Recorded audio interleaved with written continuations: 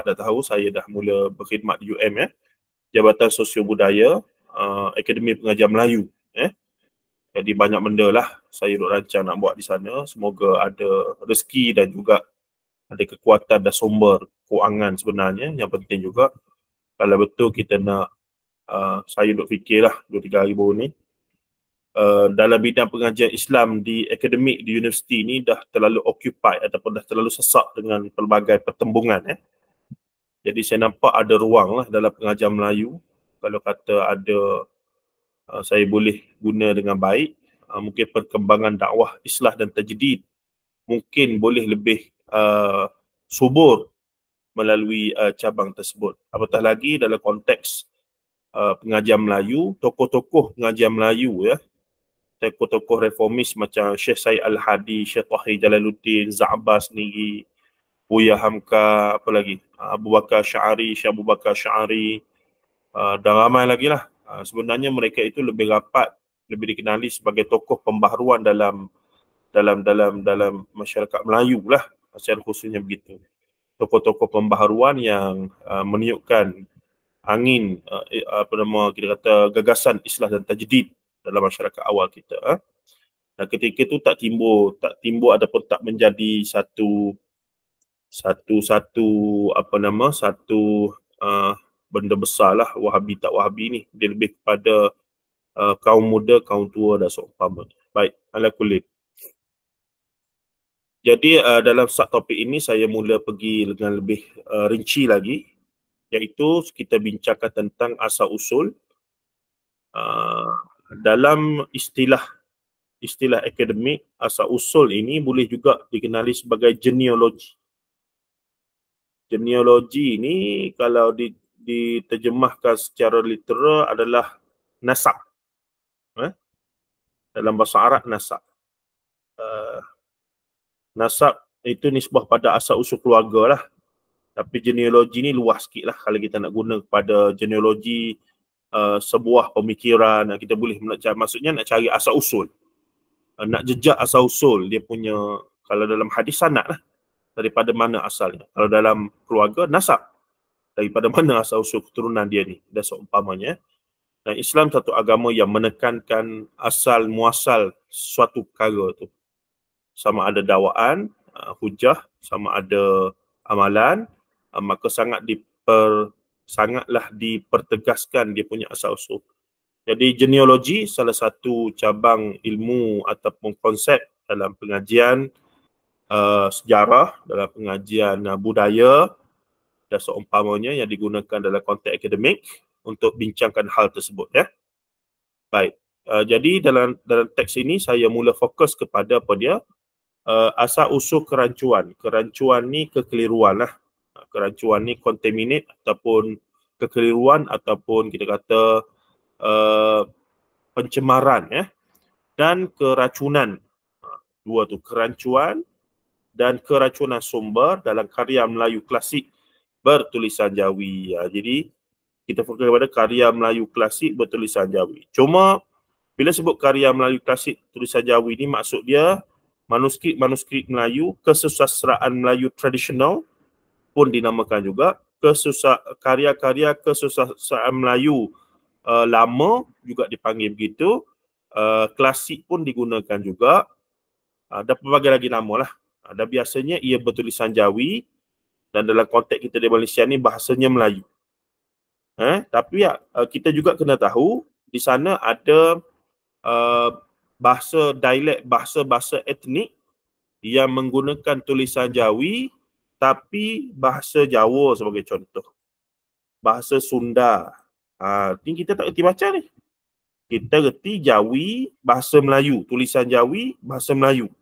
Rupa-rupanya bahasa Jawi juga digunakan untuk bahasa Jawa, dialek Jawa. Ataupun Sunda ada. Ataupun apa lagi, ada banyak lah. Kita ingatkan Jawi ni untuk Melayu saja, tak contoh saya tunjuk tu. Apa dia? Manuskrip Pegon Jawa, Jawi Jawa. Kita tengok image. Okey. Naskah Pegon tertua di Jawa. Dia guna tulisan Jawi. Ni. Tafsir Jalalain dan manuskrip Pegon tertua di Jawa Barat. Kalau kita tengok dia guna alif bata coyong power lah. Tapi bila baca ternyata bukan bahasa Melayu standard, bahasa Melayu tradisional kita lah. Bahasa Melayu yang semua orang boleh faham di rantau alam Melayu. Ini khusus untuk dalam bahasa Jawa. Cuba kita tengoklah kok ada orang contoh orang baca ya. Mana kita tengok video. Bacaan. Okey. Pembacaan Mari Jawahir ni bisa tengok. Okey. Naskah Pegon tertua, Arab Pegon Kaedah Penulisan. Ni ada ni. Dan konteksnya sama, lebih kurang kitab-kitab kitab Jawi pun duk banyak cerita pasal sifat 20 apa semua, kitab Pegon pun samalah lebih kurang okey. Okey, kita cuba tengok yang ni. Kok dia ada tulis baca ya. Terjemah Jawa B2. Bismillahirrahmanirrahim. Boleh dengar ke? Boleh dengar ke?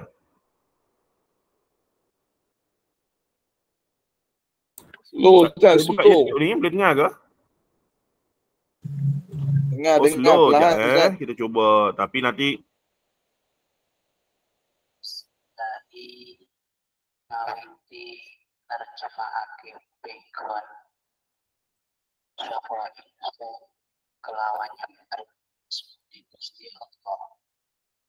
Sifatnya Allah Ar-Rahmani alala tanalul ilma illa bisittatin sababika majmu'iha bibayan.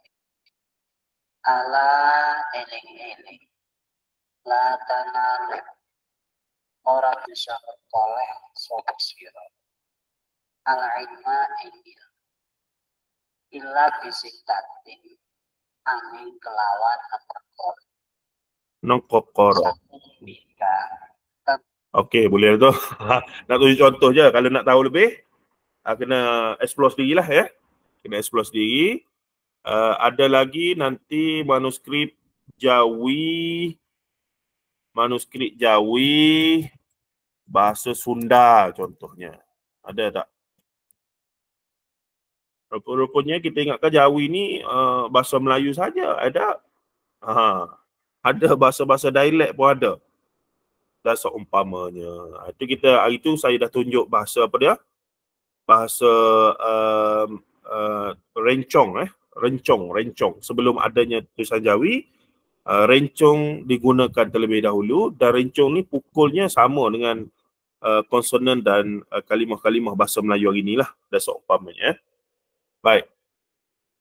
Ini menarik ni. Jadi bila kita faham benda ni, barulah kita faham, oh Islam mari dalam keadaan realiti masyarakat macam tu. Oh sebab itulah masyarakat kita cara beragamanya macam tu. Kenapa tak minat kepada perkara-perkara yang direct daripada Quran dan hadis dan seumpamanya. Okey, baik, kita baca sikit. Apabila sistem penulisan Jawi sudah semakin mantap, ia melahirkan satu kebudayaan ilmiah yang baharu sesuai dengan semangat Islam. Sentiasa meletakkan ilmu khususnya berkaitan ilmu agama dan cabang-cabangnya di kedudukan yang penting dan tertinggi dalam hidup seorang Muslim. Sebab apa? Pertama, Islam agama yang meletakkan ilmu tu betul. Al-ilmu utlubul ilmi faridatin ala kulli muslim wa muslimat. Antara yang terawal lagi. Bahkan disuruhkan untuk belajar. Fa'alam, belajarlah kamu annahu la ilaha illallah. Fa'alam annahu la ilaha illallah. Belajarlah olehmu akan apakah makna hakikat sebenar kefahaman la ilaha illallah, yakni tauhid lah. Kalimat lafzul jalalah, yakni merangkumi tauhid yang tertinggi tu. Dan seumpamanya. Jadi agama Islam satu agama yang tidak macam agama Hindu dan Buddha, iaitu ilmu tu hanya boleh dipelajari oleh orang-orang tertentu, orang-orang keraton. Kalau Hindu dan Buddha tu orang keraton, orang-orang dalam candi sahaja boleh belajar. Sami-sami ni kalau Hindu itu golongan atasan, golongan kita kata kasta atas, kesatria ataupun golongan apa nama dia panggil inilah Brahmin dan seumpamanya, baru boleh belajar membaca menulis apa semua. Tapi bila Islam mari, Islam satu agama yang mewajibkan semua umat yang nak jadi Islam mesti belajar. Paling tidak ilmu fardu ain. Jadi dia berbeza lah. Makanya semua orang kena mengaji alif, ba, ta, tha. Tapi hakikatnya sepanjang sejarah Islam di alam Melayu, tetap majoriti daripada masyarakat adalah buta huruf, illiterate. Yang boleh baca ni sama ada orang istana, golongan bangsawan dan juga juru tulis, juru baca yang diperintahkan oleh raja-raja. Bahkan sebahagian besar mungkin raja-raja pun tak erti membaca menulis. Mereka suruh orang baca dan tulis untuk mereka. Itu realiti zaman tu ya. Kemudian apa yang berlaku adalah seiring dengan kebudayaan Islam yang sentiasa mengataskan ilmu dan keilmuan di tempat tertinggi, apatah lagi Islam sendiri adalah sebuah agama ilmu, maka budaya penulisan karya ilmiah khususnya berkaitan ilmu agama mula berkembang. Seiring dengan itu pengaruh peninggalan persuratan Hindu-Buddha yang berasaskan hikayat dewa-dewi dan dongengan yang juga masih kuat. Jadi zaman peralihan. Ni zaman Hindu-Buddha. Zaman Hindu-Buddha, Majapahit dengan Sriwijaya lah yang paling besar. Banyak lagi tapi ni paling besar. Sriwijaya dengan Majapahit. Jadi agamanya Hindu-Buddha. Walaupun tak seluruh, tapi agama rasmi lah, empire. Hindu dan kemudian Buddha dan kemudian Hindu dan seumpamanya. Dan setelah Islam mari, Islam mula bergerak apa semua, tulisan Jawi pun sudah establish. Jadi mula berlaku peralihan. Mudah ceritanya golongan-golongan penulis, pencerita, qusas, juru hikayat, pelipulara apa semua ni mula tahu kalau mereka nak terus relevan dan boleh cari makan, mereka juga kena ikut arus perdana semasa, iaitu arus Islam. Sebab makin ramai orang masuk Islam dan ekonomi di pesisir pantai ketika itu dah mula dikuasai di Aceh, di mana-mana ni, di Melaka, di Pasai apa semua, banyaknya orang Islam dah semua yang kuasai. Jadi kalau kita nak kuat, nak apa gitu gini, kena masuk Islam juga. Dan itu antara disebutkan, kalau baca buku Dr. Abdul Rahman Abdullah yang baru, dia kata itulah akhirnya menyebabkan Raja Jawa yang kuat Hindu pun masuk Islam. Tapi masuk Islam pun pada peringkat awal masih secara nama je lah. Tapi mengekalkan banyak lagi adat istiadat Hindu dan seumpamanya. Jadi bila masuk Islam, ialah mereka dah beratus tahun dengan tradisi sastra, cerita-cerita Hindu-Buddha yang berasaskan kepada dewa-dewi ni, Mahabharata, Ramayana lah. Antaranya Mahabharata dan Ramayana paling famous. Nah, cerita Pandawa, cerita ni lah Mahabharata, Ramayana. Jadi setelah Islam mari, cerita Mahabharata, Ramayana ni masih lagi dipertuturkan. Tapi mula ada unsur-unsur Islam di dalamnya. Sehinggalah hikayat ataupun karya sastra tradisional epik yang akhirnya menjadi buku agama suci Hindu dan Buddha ni, Mahabharata, Ramayana, mula ditulis dalam tulisan Jawi, dan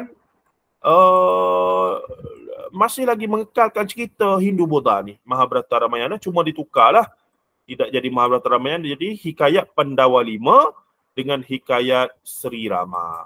Hikayat Sri Rama dengan hikayat Pandawa 5. Dengan hikayat Pandawa 5. Dan amazingly, manuskrip ini masih ada, tuan-tuan. Masih ada. Boleh tengok. Contoh ya. Manuskrip hikayat Sri Rama.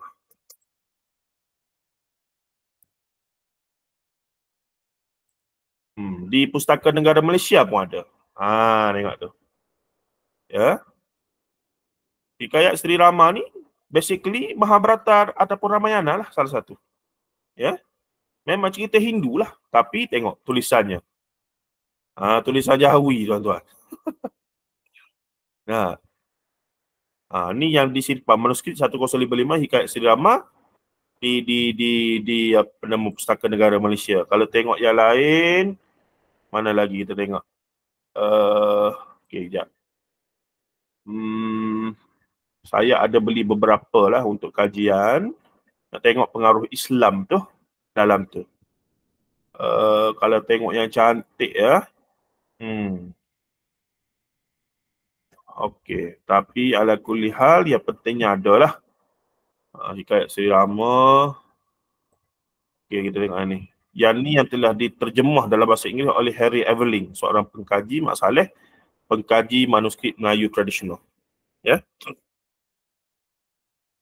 Okey, yang ni versi mana ni? Opac. Okey. Oh, Pustakaan Nasional Indonesia. Ni.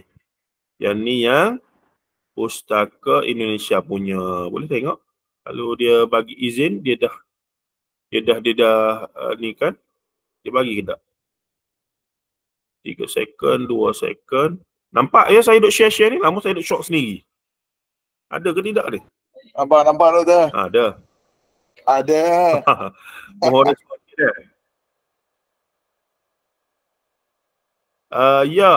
Tuan Mukhlisah. Tuan Hikayat Sri Rama apa semua tu memang tulisan Jawi. Cantik. Kalau siapa minat kesenian Melayu lama, dia panggil iluminasi ya. Ada satu kajian dalam bidang filologi yang duk kaji tentang itulah dia punya kerawang-kerawang apa semua tu. Itu dia panggil iluminasi. Cantik. Memang dari sudut khazanah peninggalan, memang kita kena hargai. Itu memang kehebatan tok nenek moyang kita. Tapi konten, cerita dewa-dewi, itulah hikayat Sri Rama tu menjadi pula cerita yang diangkat untuk wayang kulit atau Sita Dewi. Sebenarnya Sri Dewi jadi Sita Dewi, lama-lama jadi Siti Dewi. Dia peralihan nak jadi Islam tu. Kemudian Hanuman. Lama-lama jadi Sri Rama, jadi Serama, ayat Serama apa semua tu. Memang asalnya Sanskrit, tapi peralihan zaman awal Islam daripada Hindu Buddha ke Islam itu telah menyebabkan hikayat-hikayat itu pun berpindah tulisan Jawi.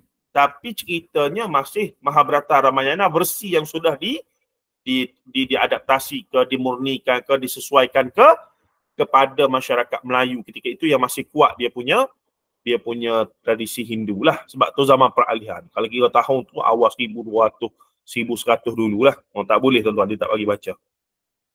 Ala kulli hal, ini memang ada bukti manuskrip ni ada lagi. Sebab tu kita kata nak bercakap kena ada bukti ni, kita tunjuk bukti. Gitu. Kita tengok satu lagi lah, hikayat Pandawa 5 ya. Bahkan beberapa kajian telah dibuat. Sebagai contoh ni dia tulis ni. Hikayat Sri Rama versi rakyat teks dan prosa. Ini saya ada. Saya memang minat lah nak kaji benda, nak tahu, nak faham, nak kaji. Sebab tu saya ambil bidang bila sebut peradaban Islam Melayu ni adalah untuk nak tahu kenapa orang Melayu jadi minat kepada cerita-cerita yang bercampur arut apa semua ni. Dia panggil sinkretis ya. Jadi nak cerita pasal Islam, cerita pasal Nabi, tapi macam yang pelik. Siapa? Contohnya cerita Isra' Mi'raj. Nanti saya akan sentuh Isra' Mi'raj. Tuan akan tengok Isra' Mi'raj ni ada hikayat Nabi Mi'raj yang mana bila dibuat perbandingan dengan daripada hadis, kita akan terkejut lah. Dia punya hasil tu lagu mana. Banyak. Okay. Just stop. Okay, kita tengok sini. Cuba tengok. Ni tadi ni. Hikayat Bayar Budiman Intrapura. Ni hikayat Nabi Mi'raj. Ini hikayat Nabi Mi'raj ni. Nanti kita akan tengok satu kajian yang telah dibuat ya. Okay. Hikayat kejadian Nabi baginda Rasulullah SAW. Tengok. Mana? Ini hikayat Nabi Sulaiman, hikayat Ahmad Muhammad. Sebahagiannya telah dikaji dan sebahagiannya belum lagi dikaji. Samalah. Okey, kita tengok pula hikayat Sri Rama sudah, hikayat Pandawa 5. Pandawa 5. Ada ke tak? Okey, image hikayat Pandawa 5. Kenapa Pandawa 5 ni? Sebab 5 orang lah. 1, 2, 3, 4, 5. Setiap nama. Dan sebab tu lah ada pengkaji. Dia satu kisah tentang pengembaraan 5 orang ni. Yang gagah perkasa dan bertemulah. Dia macam epic cerita. Kita tengok cerita Tolkien tu lah. Apa nama?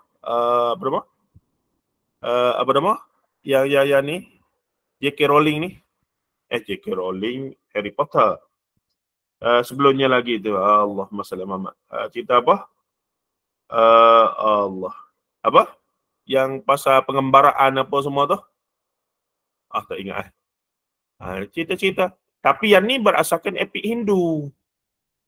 Dan sebahagian pengkaji, termasuklah Profesor Emerita Datuk Dr. Ahmad Adam mendakwa hikayat Pendawa 5 ni telah diadaptasi untuk menjadi hikayat hantua. Sebab tu hantua tu 5 bersaudara.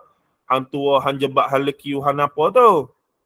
Tapi disebabkan ada dalam hikayat tersebut dan sebahagian orang anggap itu sejarah yang sebenar, maka sungguh-sungguh didakwa ada sungguh hantu apa semua. Sedangkan sebahagian pandangan kata tak begitu. Tengok. Ini ada ni. Manuskrip hikayat Pendawa Jaya, sebuah kisah yang tak layak diimani. Tu. Tengok. Dia punya tulisan tu. Al-Qisah, maka tersebutlah perkataan apa dia? Ni. Tengok, bukan main cantiknya tulisan, lukisan, iluminasi dia ni, kerawang-kerawang apa semua ni. Bukan main. Dan inilah benda yang jadi satu bidang kajian, manuskrip, untuk mengkaji material ni namanya filologi. Untuk mengkaji kandungan ni, kalau orang sastra kaji, dia tengok dari aspek sastra. Kalau orang bahasa Melayu tengok, dia tengok dari sudut bahasa. Kalau orang pemikiran macam saya tengok, saya akan tengok aspek pemikiran. Apa yang mempengaruhi dia, masyarakat pada masa tu dan seumpamanya. Itu yang menariknya bidang kajian ini. Siapa yang nak explore lebih boleh Google lah. Tengok-tengok ni ada ni. Free download hikayat Pendawa 5. Ada free download. Indonesia dengan kita berkongsi benda ni. Sebab apa? Sebab mereka pun tak boleh dakwa hikayat-hikayat ni milik mereka. Sebab apa? Guna bahasa Melayu tradisional. Kalau mereka kata, ni Indonesia, zaman tu mana ada Indonesia Malaysia, zaman sebelum merdeka kan. Sebab tu mereka pun jadi, bila mereka guna bahasa Indonesia, kita kata dah, sebenarnya bahasa yang menjadi bahasa rantau ini adalah bahasa Melayu. Buktinya apa dia? Manuskrip ni lah. Kemudian bila manuskrip ini dijumpai di Aceh, apa semua itu ini, bahasanya bahasa Melayu. Sedangkan Aceh ada bahasa dia. Aceh ada bahasa dia ya. Aceh ada dialek dia, contoh ya. Manuskrip Jawi Aceh, dialek Aceh. Image. Punahnya tradisi penulisan alat Jawi. Tulisan asal. Tulisan Jawi, tapi bahasa Aceh. Dia bukan bahasa Melayu. Tapi akhirnya mereka tak boleh nafi. Kerana apa? Kerana di Indonesia pun dijumpai di Aceh itu banyak manuskrip dalam bidang fiqh, dalam hikayat apa semua itu gini, guna bahasa Melayu. Tapi sebab mereka merdeka dulu, mereka nak guna istilah bahasa Indonesia instead of bahasa Melayu. Sebab di Indonesia ni, Melayu ni bangsanya banyak di Riau.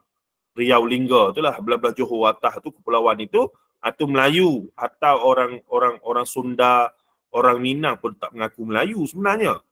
Mereka lebih angkat diri mereka tu Minang, Jawa dan seumpamanya. Cuma dalam konteks zaman moden, bila mereka datang ke Malaysia, mereka jadi Melayu belaka. Tapi kalau kita pergi ke Indonesia, kita kata kita orang Melayu Malaysia, mereka tidak akan letak kita satu kelompok dengan orang Jawa, orang Sunda, apa semua begini. Dia antara bangsa, etnik, dia membeza-bezakan perkara itu. Lakarlah juga, tapi itu bidang yang Lord of the Ring, ya, lebih kurang lah, Lord of the Ring.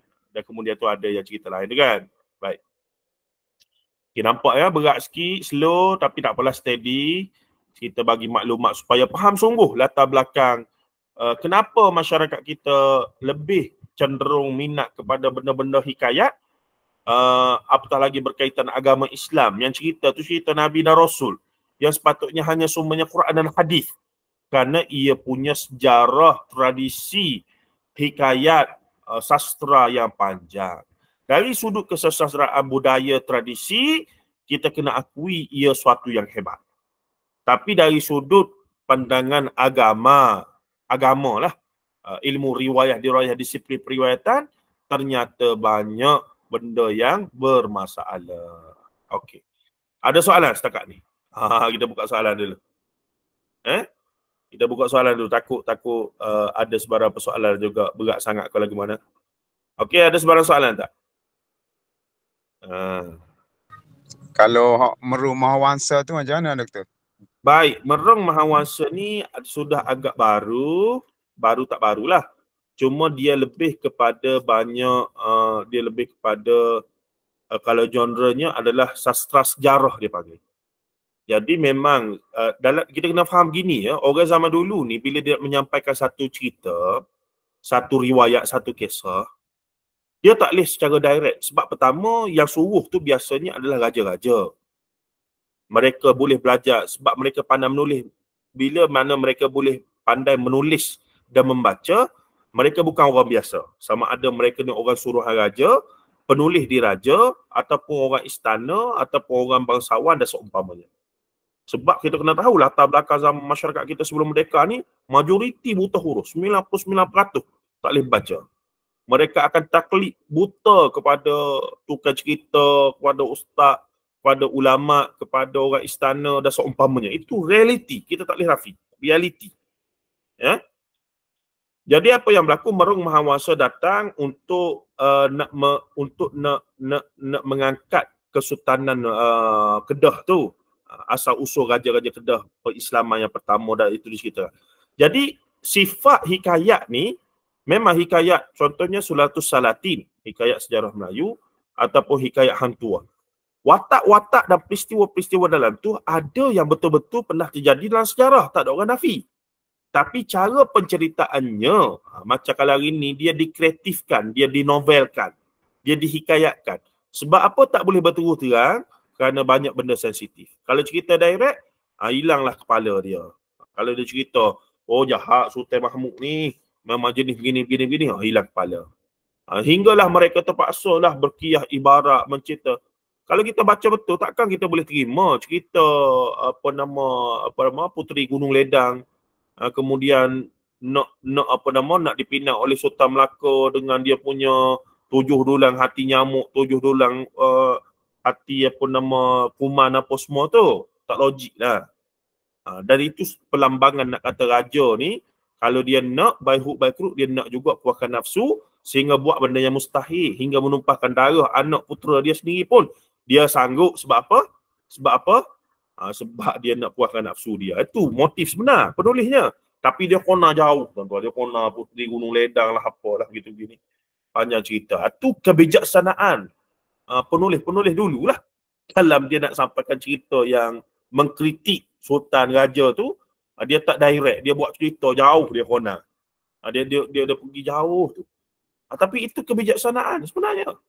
Nah, sehinggalah munculnya Abdullah Musi yang secara direct tulis raja ni jahat, orang Melayu ni malah, apa semua. Terkejutlah. Ramai orang terkejut. Sebab apa dia boleh tulis begitu? Sebab Abdullah Musi ni dia dah abad 19, dekat abad 20 ya. Dia dah 1800 lebih hingga 1900. Jadi Abdullah Musi ni, bos dia adalah Stanford Raffles.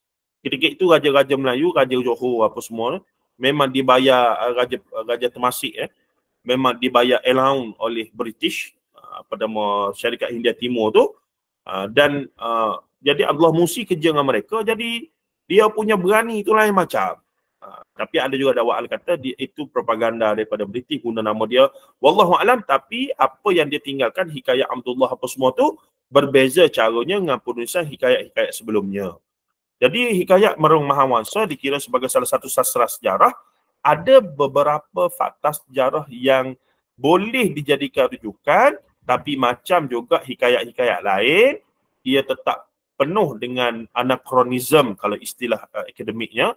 Anakronisme, dia penuh dengan romantisisme, masih mengangkat raja-raja Melayu ni keturunan daripada Iskandar Zulkarnain, which is payahlah kita nak buktikan benda tu. Payah kita nak buktikan benda tu ya.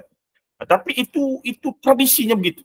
Tapi kalau kita baca ia sebagai hikayat, maka tak ada masalah. Kita tahu ia sebuah hikayat, dan hikayat tu sifatnya memang penuh dengan tokok tambah. Tapi ada yang benar lah sikit-sikit tu. Ada. Raja-raja apa semua, nama raja, peristiwa. Ada yang benar. Tapi telah diceritakan dalam bentuk berseni begitu. Bukan kata direct. macam orang tulis sejarah pada hari ni kemudiannya. Abdullah Musi banyak komen macam betul sebab dia ada satu hikayat pelayaran dia ke Kelantan Terengganu tu, dia kutuk rapat lah. Kelantan Terengganu malah baca lah, bodoh lah, macam lah, pemalah. Orang lelaki-lelaki dia duduk saja, duduk isap okok, bergaduh. Raja-raja duduk bergaduh sama sendiri. Balah, bunuh, membunuh, racun-meracun. Memang dahsyat. Saya baca, kata memang lah. Kalau baca dengan emosi, gerai lah Kak Abdullah Musi ni. Tapi kalau kita baca dengan nak ambil ibrah, banyaklah benda betul juga. Contohnya bila dia pergi Terengganu, dia kata, dia ceritalah. Orang Terengganu ni kotor lah, ni apa semua, ini. Tapi dia puji, dia kata, tapi di alam Melayu ni tidak ada tempat yang paling cantik. Kalau kata ni, lukisan buat Quran, lukis tangan Quran ni, di Terengganu lah paling cantik seluruh ni. Tengok itu namanya ilmu iluminasi tu. Contoh, manuskrip Al-Quran di alam Melayu ni, manuskrip Al-Quran Terengganu lah paling cantik. Tidak ada orang boleh lawan. Manuskrip Al-Quran Terengganu sampai hari ni ada lagi. Sampai hari ni ada lagi dan telah dikaji secara akademiknya tentang perkara tersebut. Ni. Manuskrip ni bukulah dari Ruswadi Azmi ni, ni sekarang kerja di UMT, Universiti Malaysia Terengganu. PhD dia kaji manuskrip Al-Quran emas warisan Terengganu. Memang cantik tuan-tuan. Saya tengok meremeh bulu roma. Comel sungguh. Comel sungguh-sungguh. Contohnya contoh. Tu. Ni bayangkan orang Terengganu zaman tu. Ingat teknologinya tak ada lukis tangan, boleh menghasilkan manuskrip emas. Emas ni bukan emas benar, maksudnya warna emas. Jadi nak cipta warna emas tu pun satu teknologi yang luar biasa. Ambil guna buah apa, guna kayu apa. Dahsyat tu. Jangan, bukan kaleng-kaleng tu. Nampak? Nampak? Ni bawah ni banyak lagi ni. Tapi ni negara-negara lain lah. Ni Turki Osmani apa semua tu gini. Ni zaman tak ada tukar cetak ni. Lukis tangan saja. Ni ada. Memang di Terengganu sekarang ada dipaparkan. Tuan-tuan yang balik rumah, kalau ada apa nama, ni. Tengok tu. Ni Dr. Riswadi memang luar biasa. Siapa minat, balik kampung, balik rumah, tiba-tiba di rumah ada manuskrip dalam robot-robot orang tua-tua kita tu, jangan cari pasal tu ada nilai yang besar tu. Segeralah serahkan kepada pihak berwajib. Nak jual kau nak apa, kemungkinan kalau jual pun harga tinggi orang bayar. Balik ni tengok dalam robot orang tua-tua kita kampung tu. Kalau orang tua kita pernah jadi tok imam ke, tok guru besar-besar ke, penulis-penulis, pergi cari dalam almari-almari. Jumpa manuskrip-manuskrip yang rare, yang langka. Tu ada nilai tu tuan-tuan. Itu khazanah bangsa kita, tok nenek moyang. Walaupun kandungannya nanti ada benda-benda yang bermasalah, tapi secara material, ia tetap satu khazanah tok nenek moyang kita. Nampak tak? Sebab tu benda ni, kita kena adil lah. Bila kita kata kita tak suka hadis palsu, apa semua benda mengarut dalam tu, bukan bermaksud kita tak menghargai khazanah itu. Itu khazanah sejarah, tetap sejarah secara materialnya. Tapi bila nak ambil benda di dalam itu, kandungan, itu bab ilmu lain. Kena analisis disiplin ilmu lain. Profesionalnya lagu tu lah. Tapi sebahagian daripada aliran tradisional tak boleh faham. Mereka bersentimen. Dah benda tu tok nenek moyang kita buat. Tok nenek moyang kita ni ulama-ulama yang berjasa. Ya betul. Dan mereka telah tulis karya-karya mereka itu dah terbukti tersebar begitu gini. Jadi kena betul belaka, tak boleh ada salah. Tu tak betul. Tak boleh macam tu. Adalah 10-20% yang silap dan perlu bukan baik pulih, maksudnya di-upgrade, dikemas kini. Itu saja. Bukan kata kita nak buang 1%. Dah. No. Itu kita kena jujur juga bab tu ya. Kita kena hargai. Saya masuk pengajian Melayu ni jumpalah benda-benda lagu ni dan saya bersyukurlah. Asalnya saya nak meneruskan dalam bidang sejarah dan sejarah tamadun Islam saja. Tapi entah macam mana tersesat di Grand Master, masuk pengajian Melayu dan di peringkat PhD saya buat peradaban Islam tapi masih lagi fokus kepada peradaban Islam Melayu. Tesis PhD saya pun kaji tentang hikayat kisah Nabi dan Rasul dalam tulisan Jawi, tengok dari aspek dakwah. Memang banyak benda lah menarik kita jumpa ya. Macam mana kisah Nabi Khidir. Nabi Khidir ni kenapa orang Melayu jadi syok sangat pada Nabi Khidir. Bahkan kita kata boleh kata majoriti lah orang tua dia percaya Nabi Khidir hidup lagi. Rupanya ada dalam manuskrip tu. Manuskrip tadi yang tuan sebut siapa dia? Hikayat Iskandar Zulkarnain tu. Tu ada cerita tentang Zulkarnain dengan begitu banyak sekali. Maka tak pelih lah tok nenek moyang kita dulu duduk pegang bahawa Zulkarnain ni hidup sungguh. Kerana mereka dengar telinga mereka dan hikayat itu dibaca ya. Mereka tak boleh baca sendiri, mereka dibacakan, tukang baca. Jadi ceritanya Zulkarnain ni mari bagi karamah pada orang ni, boleh meraih situ, boleh terbang sini, boleh bantu orang ni dalam kesusahan. Jadi percaya, 100% percaya Nabi Khidir hidup lagi. Dan itu diperturunkan dari mulut ke mulut kemudiannya. Nampak tak? Okey, jadi hikayat Meru Mahawangsa tadi secara asalnya para pengkaji mengkategorikan ia sebagai sastra sejarah. Dia sudah agak moden sebenarnya hujung, tidaklah daripada awal 1100 Masihi tapi ni, dan dia memang ada sebahagian fakta sejarah berkaitan kedatangan Islam ke Kedah awal, tapi tetaplah ia sebuah hikayat yang bercampur aduk lah dan seumpamanya begitu-begini. Itu wallah alam. Baik, ada soalan lain tak? Kalau tak, kita teruskan baca teks kita ni. Haji Rahimi ada soalan ke?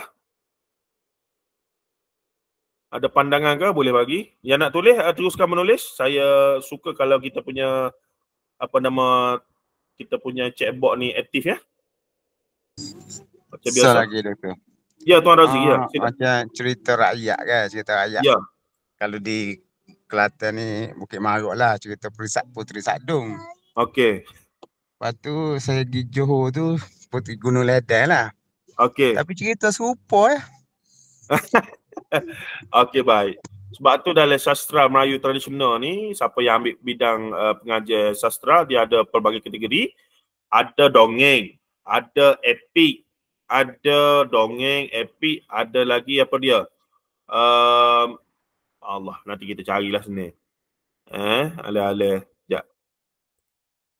Pembahagian sastra tradisional dia panggil ya. Pembahagian sastra dia panggil tradisional. Apa dia? Sastra Melayu tradisional ni dia apa dia pembahagian dia? Contohnya dia akan bagi kepada ni semua kita ada dah ni. Okey, sekejap. Kita pergi contoh dia akan bagi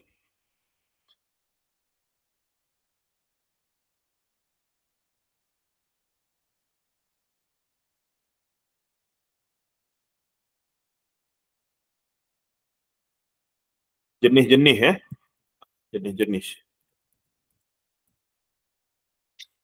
Okey, ciri-ciri jenis. Dia ada epik, dia ada dongeng, dia ada cerita apa lagi, dah seumpamanya. Cumanya macam Puteri Gunung Sadung ataupun Puteri Gunung Ledang, dia gini, macam saya sebut tadi. Kadang-kadang tokoh tu ada sungguh macam hantu lah. Laksmana Melayu yang hebat tu ada sungguh. Seorang puteri tu ada sungguh lah, puteri raja pelik apanya memang ada lah. Begitu juga Puteri Sadung dengan puteri, selain pada Puteri Sadung, puteri apa di Kelantan ni? Dia Sadung sore lagi tu. Cik Siti Wang Kembang. Cik Siti Wang Kembang, ya seumpamanya. Dari sudut sosok tubuh badan tu, sebahagian pengkaji sejarah kata adalah. Beberapa bukti menunjukkan ada. Cuma bila ia diceritakan, ada kelebihan begini tu tak boleh dipertanggungjawabkan kerana dia dah jadi mitos, dia dah jadi dongeng, dia dah jadi epik yang penuh dengan tokoh tambah dan seumpamanya. Jadi bila sebut kata Puteri Sadung ke apa semua lah, nak percaya sahih ada. Kita boleh percaya setakat ada seorang puteri yang dinamakan sekian. Betul. Tapi bila ditokok dia ni darah putih macam dengan Mahsuri di Langkawi kan, ataupun tu kita kata dah khawarikul adah, bersalah dengan adat, kita anggap ia cerita rakyat ataupun cerita-cerita yang ialah disambung mulut ke mulut, yang tak bolehlah kita terima sebagai satu kebenaran, apatah lagi nak anggap benda tu akidah apa semua, tak boleh lah. Itulah cara kita berinteraksi dengan karya-karya lama ni. Sama ada ia dongeng, sama ada ia epik, sama ada dia adalah satu kita kata mitos dan seumpamanya. Amanya kategori dia tu ada. Cuma jadi masalah bila hal-hal yang demikian itu dianggap benar-benar ada. Benar-benar. Sebenar-benarnya ada. Lepas tu datang pula orang dakwa, pernah kami berjumpa dalam mimpi. Mari pula Tok Guru sekian, Tok Syekh sekian kata, kami dapat arahan daripada mimpi sekian. Ni yang jadi masalah ni. Bukan setakat Nabi Khadir dah, segala benda-benda gini pun didakwa, dan akhirnya dia membawa kepada apa? Biasanya dia akan membawa kepada kesaktian tertentu, didakwakan ada kelebihan-kelebihan tertentu, suruh beramal dengan beramal-amalan sekian-sekian dan seumpamanya. Kemuncaknya dia apa? Kemuncaknya dia ajaran sesat. Tu masalah. Tu. Dan biasanya dakwah-dakwah begini memang datang daripada orang-orang yang betapa dalam gunung tu, gunung ni, pergi Gunung Ledang, betapa seminggu, sebulan, dan seumpamanya sembahyang, kau tak sembahyang Jumaat lah, duduk di Gunung Jerai, dan seumpamanya. Jadi kita ni sebagai umat ilmu wahyu. Kita umat Islam ni tuan-tuan kena ingat, kita umat ilmu wahyu. Kita bukan umat ilmu laduni ke umat ilmu-ilmu. Kita umat Islam ni umat ilmu wahyu. Nak dakwa satu benda, kena datangkan apa yang Allah kata dan dihuraikan oleh ulama ahli sunnah wal jamaah. Begitu juga lah hadis-hadis sahih terlebih dahulu sebelum hadis yang seterusnya, dan sebagaimana yang telah dihuraikan oleh ulama-ulama ahli sunnah wal jamaah. Itu sumbernya. Ya. Okey, baik.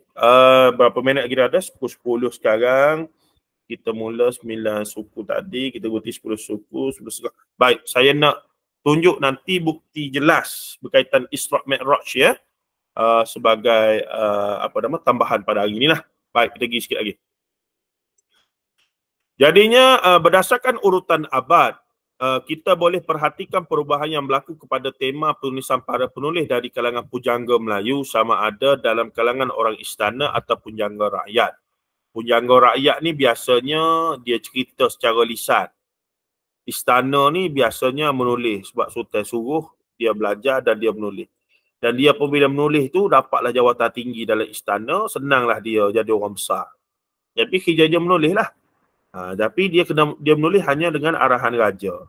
Jadi bila menulis dengan arahan raja, dia tak akan tulis benda yang tak elok tentang raja, dia akan tulis benda-benda baik saja. Walaupun segala kejahatan raja orang besar tu berada di hadapan mata dia. Itu suasananya. Ya. Profesion penulisan karya ilmu kemudian didominasi oleh para ulama yang mendapat pendidikan tertinggi di luar negara, khususnya Mekah. Ni abad ke-16 hingga 19. Kemunculan ulama-ulama Melayu, antara yang terawal Hamzah Fansuri. Hamzah Fansuri ni banyak bawa syair. Syair dia ni, syair perahu apa semua tu bersifat tasawuf. Yang dia ambil daripada Farsi apa semua tu begini, dah banyak pengaruh Ibnu Arabi. Sufi falsafi Ibnu Arabi. Maka daripada inilah munculnya aliran wujudiyah yang kemudian menjadi wujudiyah batiniyah, yang kemudian difatwakan pula sesat bahkan kufur oleh sebahagian ulama alam Melayu juga pada zaman dia. Bergaduhlah sakan. Itu satu perbalahan epik sepanjang abad 16-19 ni tentang aliran wujudiyah batiniyah ataupun wujudiyah mulhidah, wujudiyah yang kufur dengan wujudiyah muwahidah yang okey. Pula bertembung pula situ. Dan di sinilah kalau kita nak faham bagaimana ilmu kalam sifat 20 mari, aliran mana. Jadi semuanya mesti kita faham pada abad 15, 16 hingga 19 ni, apa yang berlaku di Mekah.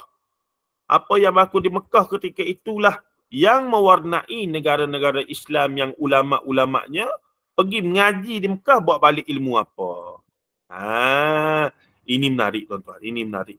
Buku-buku baru Dr. Umar Muhammad Noor berkaitan dengan kebangkitan ilmu hadis secara tak langsung menjelaskan hal-hal ini. Kenapa ilmu hadis merudum dalam dunia Islam? Kenapa ilmu hadis tak sampai ke alam Melayu?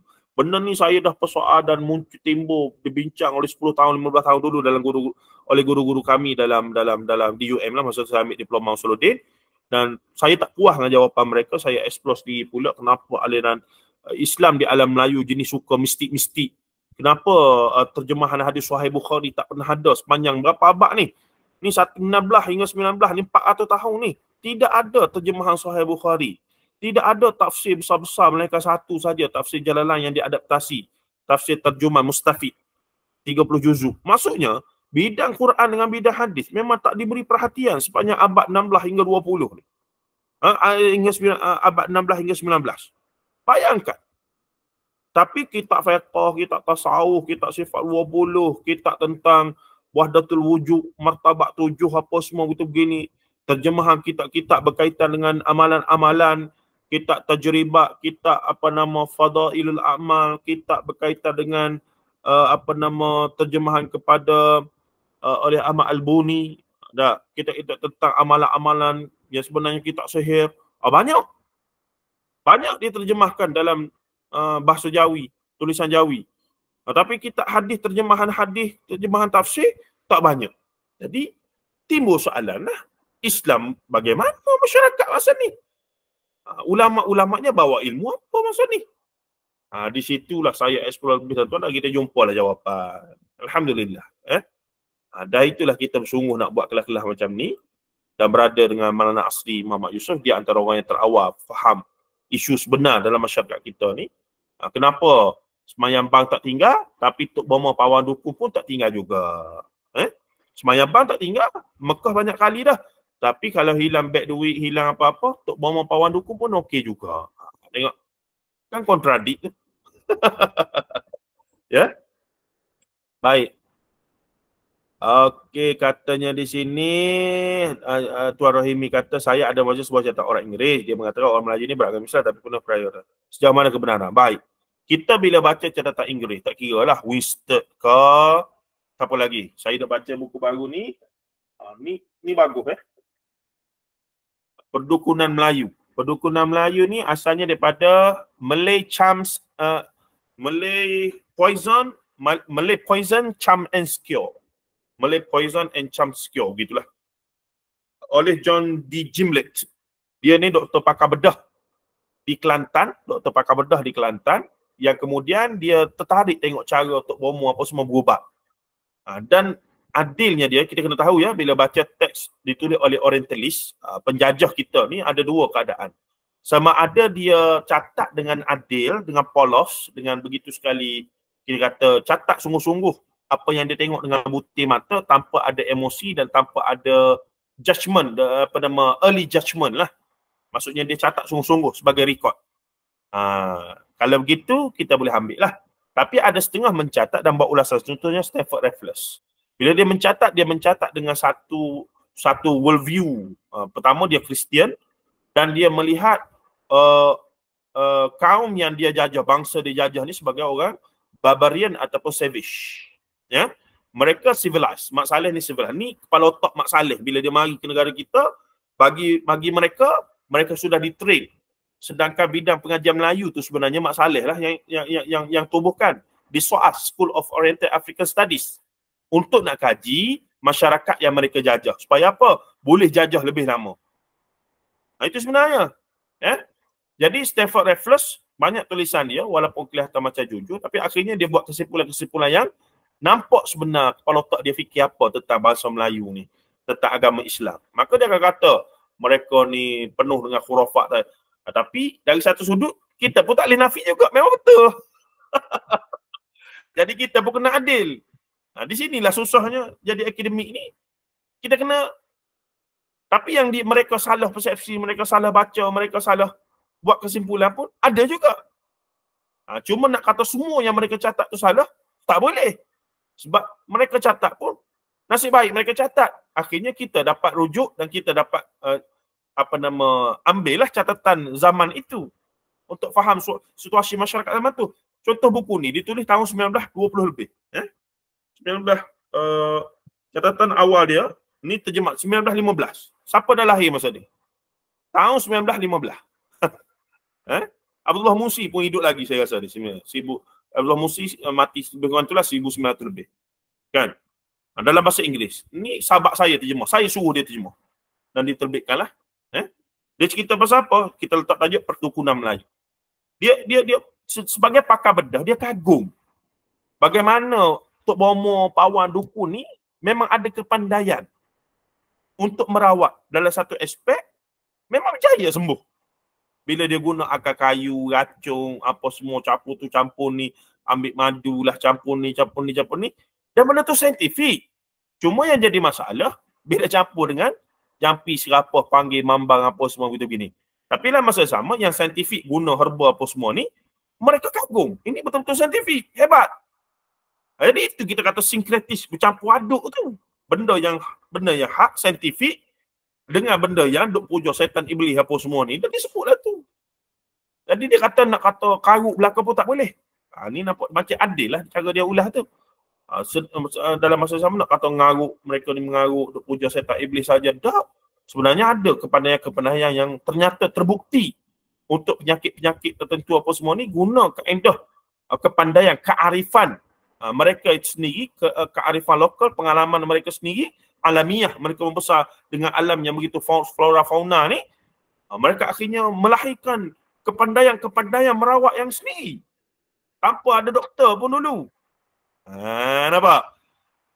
Tapi dalam masa sama mereka juga kata, moja, panggil jampi serapah, panggil setan iblis pun banyak juga. Jadi saya pun jadi menarik sungguh. Dan untuk for our information, not just Malay like that. Bukan Melayu saja lagu tu. Semua bangsa pun lagu tu. Cuma kita bila kita orang Melayu ni kita kaji pasal tu. Menariklah untuk kita faham situasi zaman tu lagu mana. Dan kita tak letak hukum, neraka belaka lah, syirik, capur lah. Itu tidak kerja kita. Itu serahkan. Sebab kalau tidak, semoga Allah Ta'ala ampunkan untuk nenek moyang kita belaka. Cuma kita bincang sekarang realiti untuk kita ambil pengajaran zaman moden ni lagu mana. Kita ni nak ambil pengajarannya lagu mana tu. Jadi menarik. Dalam ni dia catat, saya duk baca lah ni. Macam-macam lah. Ada lagi satu, The Malay Magic. Tu lagi macam-macam. Segala jampi serapah, panggil setan, panggil iblis nak jadi kebal, panggil langsui, panggil plesik. Nak apa? Ada belaka dalam tu. Siapa yang simpan tu ilmu-ilmu lagu tu? Kadang-kadang Tok Lebar, Tok Imam, Tok Siak Masjid. Tok Guru sendiri beramah. Jadi sebab apa lagu tu? Sebab suasana budaya setempat, realiti masyarakat macam tu. Dan Islam yang datang pula, Islam versi yang mesra dengan perkara itu. Sebab alirannya aliran Sufi Batini yang tidak merujuk direct pada Quran dengan Sunnah dan seumpamanya. Jadi, campur aduk lah di situ ya. Wallahu a'lam. Jadi menarik lah. Banyak benda boleh bincang. Okey. Cuma kita risaulah bila kita mula duduk dedahkan. Saya sendiri tulis khurafat, tahyul dan mistik dan seumpamanya. Kita khawatir benda tu tak jadi pengajaran tapi jadi macam orang lain berminat untuk beramal. Na'udzubillah min dzalik. Kami terjemah dedahkan ni untuk nak kata ini realiti zaman tok nenek moyang kita yang Islamnya kuat tapi khurafat, tahyul, mistik pun kuat juga. Dia himpun sekali, dia sinkretiskan. Maka kita zaman moden ni tak boleh lah macam tu. Kena tinggal lah yang khurafat-khurafat ni. Kena bersihkan lah. Jangan lagi bila diuji oleh Allah dengan sakit, semayang hajat buat. Jamu orang makan di surau masjid buat. Jumpa Tok Bomo pun okey juga. Tak boleh lah. Kena dah pilih yang betul-betul patuh syariat. Yang betul-betul menepati maqasidus syariah. Dan seumpamanya. Baik. Kita pergi lagi sekarang. Tak dan dah Isra Mi'raj kita ni. Isra Mi'raj tu satu tajuk khas. Memang saya duk bentar 2-3 tempat menarik. Ada manuskrip dia, boleh buat perbandingan dengan hadis Sahih Bukhari, berapa peratus sama, guna teori intertext dia panggil. Buat perbandingan riwayat hikayat Nabi Mi'raj dikatakan ceritanya mari daripada Ibn Abbas. Sedangkan dalam riwayat Bukhari kata hadis tu Rasulullah cerita pasal Imam Bukhari riwayatkan berkaitan dengan Mi'raj, Isra' dan Mi'raj adalah daripada Malik bin Sa'sa'ah. Jadi mari mana Al-Abbas bin Abdul Muttalib ni, sedangkan Al-Abbas masuk Islam beberapa ketika sebelum Fathul Makkah, yakni selepas peristiwa Isra' Mi'raj. Macam mana pula riwayat tu boleh mari daripada Al-Abbas? Tengok versi hikayat Nabi Mi'raj. Hikayat Nabi Mi'raj, hikayat Nabi membelah bulan. Dan inilah sumber kebenaran masyarakat kita dahulu. Tok nenek moyang kita. Sebab mereka buta huruf dan sumber bertulis ni hanya boleh dibaca oleh beberapa orang.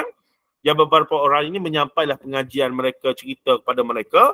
Yang mana mereka dulu mereka percaya pada dewa-dewi punya cerita. Sekarang mereka percaya pada cerita Nabi dan Rasul. Cerita-cerita Iskandar Zulkarnain, cerita hikayat Umar Umayyah dan seumpamanya. Hikayat tu, hikayat ni, macam-macam lah. Berkaitan sahabat Nabi, berkaitan wali-wali, berkaitan apa semua tu gini, yang mereka anggap sahih belaka. Sebab apa mereka boleh terima? Tak ada masalah. Mereka buta huruf, mereka terima sumbernya satu. Kalau cerita Mahabharata, Ramayana, Dewa-Dewi pun mengarut habis bukan main pun mereka boleh terima. Apatah lagi cerita Nabi dan Rasul, cerita malaikat, cerita Isra' Mi'raj, cerita yang ada asas dalam Quran dan hadis tapi telah diceritakan versi hikayat. Jadi tuan-tuan nak bercakap tentang sahih tak sahih tanpa faham realiti latar belakang kefahaman yang membentuk budaya beragama masyarakat kita. Sebab tu saya kata penting untuk kita perbanyakkan lulusan agama masuk bidang pengajian Melayu dan telusuri balik perkara ini dan memahami akar masalah sebenar dan akhirnya melahirkan solusi ataupun ubat-ubat yang terbaik ataupun kita katakan pencerahan yang terbaik pada masyarakat pada hari ini lah. Dia tak boleh mari-mari tak sahih, tak betul ni, sahih bid'ah, tak sahih bid'ah belaka, tak sahih, tak betul, tak betul. Dia tak boleh begitu, terkejut. Tapi bila kita cerita ni daripada hikayat dulu lagu ni, dulu ni Islam mari ni bila sampai dah macam mana, bila dah establish berkembang lagu mana, begini. Sebab itulah versi Isra' Mi'raj yang ada ni yang kita dengar selama ni, sebahagiannya sudah bercampur aduk, contaminate, campur dengan yang sahih, tak sahih. Yang hikayat, yang Melayuiyat, yang Israiliyat ada belaka. Baik sebenarnya cerita lagu ni kita kena berkaitan cerita Nabi dan Rasul, kita kena hanya rujuk pada sumber Al-Quran dan hadis, khalas. Barulah dia faham lah. Jadi tak marah lah. Setakat ni saya dah bawa pendekatan tu lah. Tapi dengan paparkan tunjuk Sebab bila cerita saja ni dia jadi pening kepada dia. Ada pernah sekali tu sampai akak punggung lah, keluar. Dia kata, berkali mari nak dengar cerita Nabi terbang sana, terbang sini, meraih sana. Kita cerita disiplin ilmu lah, jam dia. Kata salah jemput orang. Kata saya bidang ni, saya tak naklah sentuh luar pada bidang. Orang duk cerita pasal apa. Masa adalah makhluk kau tidaklah duk bergaduh di Facebook. Kata, tak apalah, bergaduh lah sama awak, sama-sama pakar. Kita baca dan ambil manfaat lah kan. Bukan bidang kita. Nah, ini kita fokus pada bidang kita secara disiplinnya. Baik, sikit lagi sebelum kita tutup Tak sempat Isra' Mi'raj tu, nanti saya akan ambil peluang lain lah untuk bincang sikit. Makanya penulisan bersifat terjemahan. Okey. Profesion penulisan karya ilmu kemudian didominasi oleh para ulama yang mendapat pendidikan tertinggi di luar negara, khususnya Mekah. Ini Mekah penting Ada satu karya, satu tesis PhD oleh Azyumadi Azra almarhum, pakar sejarah Islam di alam Melayu. Azyumadi Azra meninggal di Malaysia Dia akrab dengan ni Azyumadi Azra almarhum. Rahimahullah lah, antara tokoh hebat sejarah. Mati di Malaysia. Mati di Hospital University UPM Putra Malaysia. Tesis PhD dia berkaitan dengan rangkaian ulama, mana buku dia ni. Dan dia banyak buku lah, memang sangat prolific, profesor besar di Indonesia dalam bidang pengajian sejarah pemikiran Islam. Dan dia, ada buku dia berkaitan dengan jaringan ulama Dia kaji tentang riwayat ataupun genealogi ilmu jaringan ulama ni. Jaringan ulama ni edisi terjemahan asalnya dalam bahasa Inggeris ya. Jaringan ulama Timur Tengah merujuk kepada Mekah sebenarnya dan Kepulauan Nusantara abad ke XV1117 Roman dan abad ke-18. Akar pembaharuan Islam Indonesia.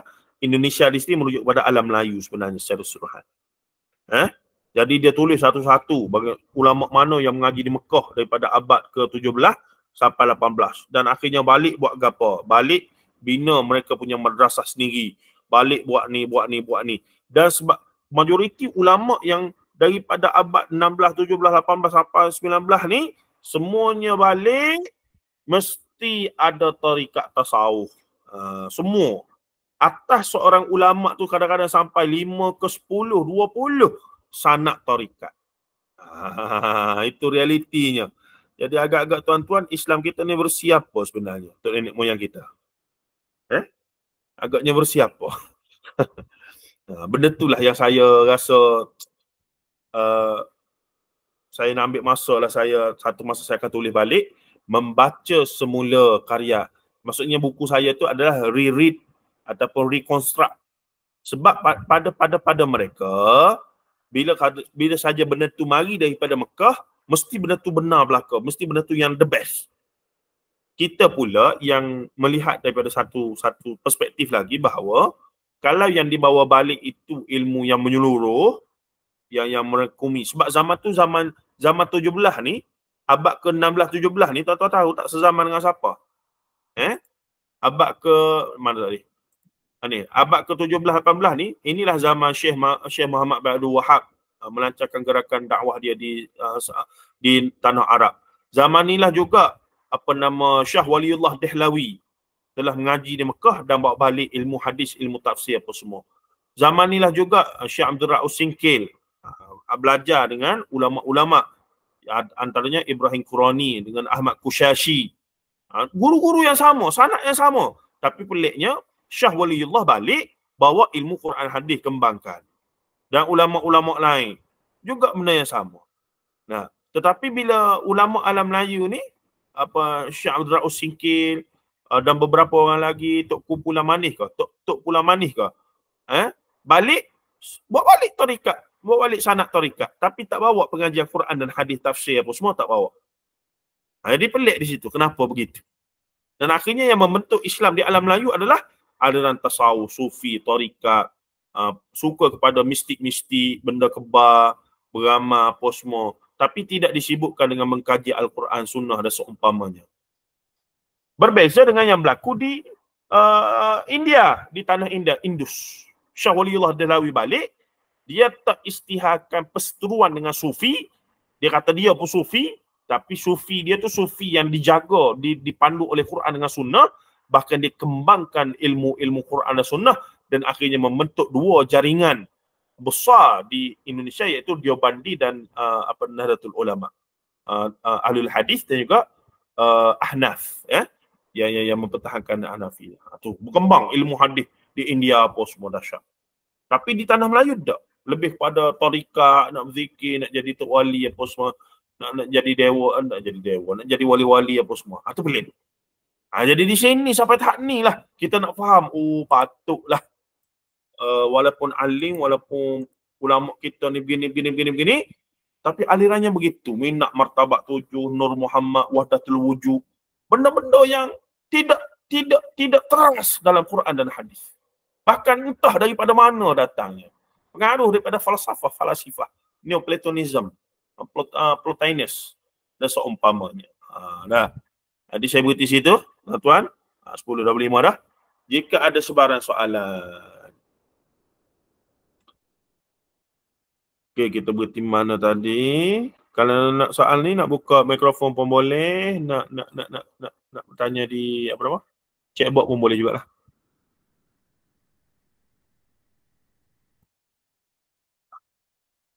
Adakah?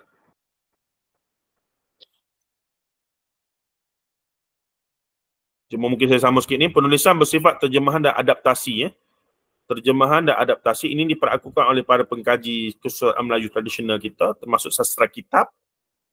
Bila tahun abad ke-19, Syed Fatani apa semua muncul, maka dia jadi terfokus kepada ilmu-ilmu Islam secara khusus lah. Maka karya asal daripada bahasa Arab kepada bahasa Melayu, tulisan Jawi begitu besar membangun. Baik. Saya pun baru lagi, berapa bulan baru dalam pengajian Melayu ni. Nanti lama sikit boleh. Saya ada satu statement lah saya nak buat dan mungkin saya nak tulis paper. Tapi benda tu kalau saya buat memang saya yakinlah akan menyebabkan keributan sikit lah Iaitu saya nak nyatakan dengan tegas bahawa kitab Jawi ni bukan sumber rujukan muktabar. Kitab Jawi ni sumber sekunder sebenarnya. Dia bukan sumber muktabar. Ya, dia khazanah. Ya, dia adalah peninggalan penting, sumbangan ulama Melayu kita apa semua. Ya, tak boleh nafi. Tapi untuk anggap ia sebagai sumber muktamad yang muktabar dalam beragama, bagi saya silap. Tak boleh. Tak boleh. Akhirnya kita kena balik pada sumber. Kalau kata mazhab Syafi'i, kena balik pada kitab-kitab ulama-ulama Syafi'i sungguhlah. Imam Nawawi apa semua gitu. Dia kena gitu. Tapi kalau Wassalam, ya sila. Syekh Bashir. Sini. Fadal. Panas malam ni doktor. Bagus saya tengok respon. Saya pun tak apa sihat tapi tak apalah doktor. Saya melihat doktor perlu ada pengajar dalam kitab-kitab Jawi ni seumpama Syekhuna Doktor Tokoh kita Dr. Basit lah. Saya banyak ambil manfaat daripada dia lah. Sebab kita nampak amalan orang Islam di Melayu kita ni banyak menggunakan kitab-kitab Jawi yang lama. Tetapi setelah diterangkan, ditahqiq balik oleh ulama-ulama Melayu kita, macam saya sebut tadi, Tuan Guru yang kita kasihi Dr. Basit Abdul Rahman, Musyrif Pondok Sungai Durian, banyak yang kita belajar daripada dia. Saya pun ambil manfaat banyak daripada dia. Apa yang kita mengaji 20 tahun yang dulu, kan, contohnya macam kitab Hidayatus Salikin, kitab Muhimmah, apalagi Penawar Bagi Hati, Pelita Penuntut, Anak Kunci Syurga, semuanya telah ditahqiq dan dibersihkan atas usaha beliau. Dan kita bila kita belajar balik, kita kata alamak, inilah amalan yang dibuat oleh kita selama ini berdasarkan kitab-kitab ini tanpa diberi pengetahuan dan diberi explanation dan penerangan yang jelas seperti yang dibuat oleh Tuan Guru kita. Dan saya nampak perlu dia dibersihkan oleh seseorang yang ikhlas tentang ilmu kitab-kitab Jawi ini. Dan saya juga suka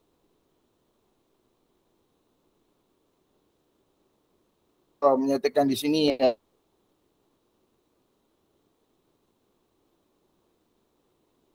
saya mau membaca banyak tulisan Profesor Dr. Basri